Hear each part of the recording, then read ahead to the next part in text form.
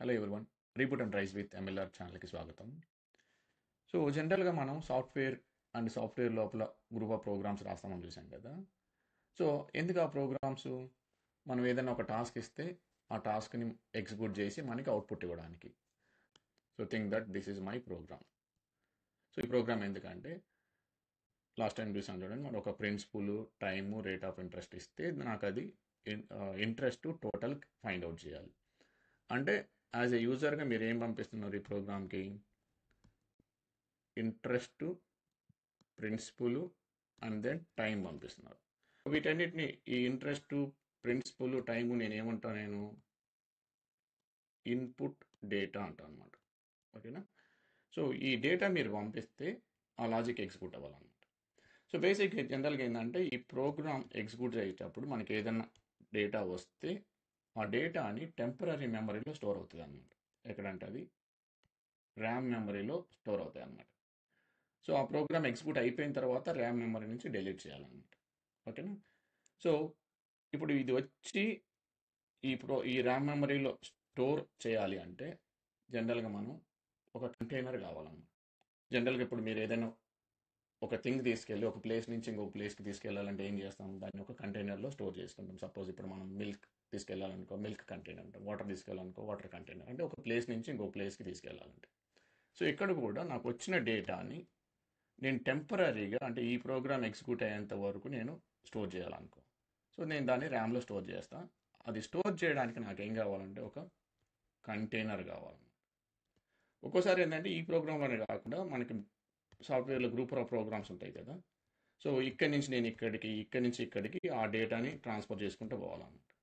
So అట్లా transfer చేసుకుని పోవడానికి ఏంటంటే అంటే ఒక కంటైనర్లో స్టోర్ చేసుకుంటే అది ఈ ప్రోగ్రామ్ నుంచి ఈ ప్రోగ్రామ్కి ఇక్కడి నుంచి ఇక్కడికి ఫైనల్గా నేను దాన్ని డేటాబేస్లో స్టోర్ చేసుకుంటాను అనమాట. సో ఇప్పుడు ఈ కంటైనర్ అంటున్నాను చూడండి, ఆ కంటైనర్స్ని మనం జావాలో ఏమంటాం అంటే వేరియబుల్స్ అంటాం అనమాట. ఏమంటాం మనం? ఆ కంటైనర్స్ని మనం వేరియబుల్స్ అంటాం అనమాట. సో ఇప్పుడు మనం ఒక ప్రోగ్రాంలో వేరియబుల్స్ ఎట్లా రాయాలి అండ్ ఎన్ని టైప్స్ ఆఫ్ వేరియబుల్స్ ఉన్నాయి అండ్ వాటి స్కోప్ అంటే చూద్దాం అనమాట. ఓకేనా? అనమాట స్కోప్ అంటే అది ఎంతవరకు యాక్సెస్ చేయగలము, దేని స్కోప్ ఎంతవరకు యాక్సెస్ చేయగలము అని చెప్పేసి చూద్దాం అనమాట. ఓకేనా? సో ఎజ్యూమ్ లైక్ ఇప్పుడు నేను ఈ ప్రోగ్రామ్ రాస్తున్నాను అనుకుందాం. ఇది నా ప్రోగ్రాము. సో ఇక్కడ నేనేం చేస్తానంటే క్లాస్ క్యాలిక్యులేటర్ అని ఒక ప్రోగ్రామ్ నేను పెట్టాను అనుకుందాం. అండ్ వేరియబుల్స్ నేను ఈ ప్రోగ్రామ్ లోపలే రాయాలన్నమాట. మీరు ఏ టైప్ ఆఫ్ వేరియబుల్స్ రాసినా ఇక్కడ లోపలే రాయాలన్నమాట. ఒక వేరియబుల్ రాయాలంటే దాని సింటాక్స్ ఏంటంటే బేసిక్గా data type and variable name and equal to data. అంటే దాని లోపల మనం ఏదైతే వాల్యూ ఇస్తున్నామో దానికి అసైన్ చేయొచ్చు, లేదా సింపుల్గా మీరు డేటా టైపు వేరియబుల్ నేమ్ అంటే ఒక కంటైనర్ని ఇక్కడ డిఫైన్ చేశారన్నమాట. దాని లోపల మనం ఇంకా ఏమి స్టోర్ చేయలేదు. ఇక్కడ ఒక కంటైనర్ని మనం డిఫైన్ చేసాం, దాని లోపల సమ్ డేటా కూడా పెట్టామన్నమాట. ఓకే? సో ఇట్లా బేసిక్గా మనం ఒక వేరియబుల్ రాయాలంటే డేటా టైపు, ఆ వేరియబుల్ నేమ్ లేదా కంటైనర్ నేమ్ ఇట్లా రాసుకోవాలన్నమాట. సో డేటా టైప్స్ అంటే తర్వాత డిస్కస్ చేద్దాం. జనరల్గా ఏంటంటే ఇంటూ, బైటు అట్లా ఉంటాయి. ప్రస్తుతానికి నేను ఇక్కడ ఒక ఇంట్ టోటల్ అని ఒక వేరియబుల్ రాశాను. అండ్ దీనికి నేనేం చేస్తానంటే ఇక్కడే ఒకటి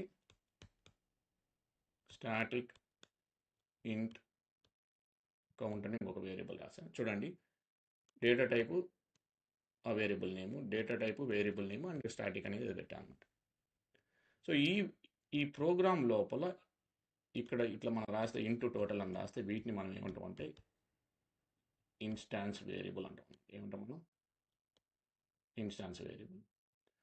అదే ఇక్కడ ఈ ప్రోగ్రామ్ లోపలే ఇక్కడ ఇంట్ కౌంట్ ఇట్లా పెట్టి స్టాటిక్ పెడితే ఇది వేరియబుల్ నేమ్, ఇది డేటా టైప్, ఇక్కడ స్టాటిక్ అని పెట్టాం కదా, వీటిని మనం స్టాటిక్ వేరియబుల్ అంటాం. ఏమంటాం? Static variable. అట్లా కాకుండా మనం ఒక మెథడ్ రాసామనుకో, like public static void main and then ఇక్కడ నేను ఒక వేరియబుల్ రాసాను చూడండి, స్ట్రింగ్, ఇది డేటా టైపు, ఇది వేరియబుల్ నేమ్ అన్నమాట. దీన్ని నేను మెథడ్ పారామీటర్ వేరియబుల్ అంటాం. అంటే ఏమంటాం, మెథడ్ పారామీటర్ అంటే ఒక మెథడ్ లోపల దాని డేటా టైపు ఆ వేరియబుల్ నేమ్ ఇస్తే దాన్ని మెథడ్ పారామీటర్ వేరియబుల్ అంటాం అన్నమాట. మెథడ్ లోపల మనం ఒక వేరియబుల్ రాసాం అనుకో, సపోజ్ నేను ఇక్కడ ఇంట్ టోటల్ కౌంట్ అని పెట్టాం. వీటిని మనం లోకల్ వేరియబుల్స్ అంటాం అన్నమాట. లోకల్ వేరియబుల్స్, ఓకేనా.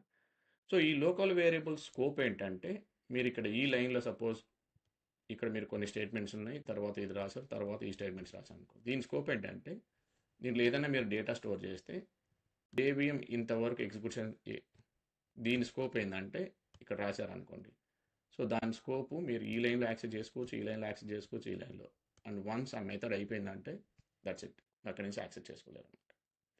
అదే మెథడ్ పారామీటర్ ఏంటంటే ఇక్కడ డిఫైన్ చేసి ఇక్కడ నుంచి వాల్యూస్ వస్తున్నాయి అనుకో.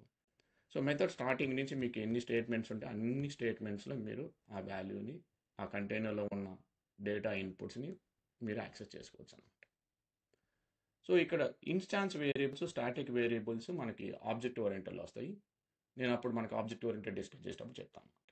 సో ఈ డిస్కషన్కి మీకు అసలు వేరియబుల్ అంటే ఏంటి, ఒక కంటైనరు, దాని లోపల మనం ఏదైనా ఒక డేటా స్టోర్ చేస్తే ఒక ప్లేస్ నుంచి ఇంకొక ప్లేస్కి దాన్ని క్యారీ చేయడం కోసం వాడతాం.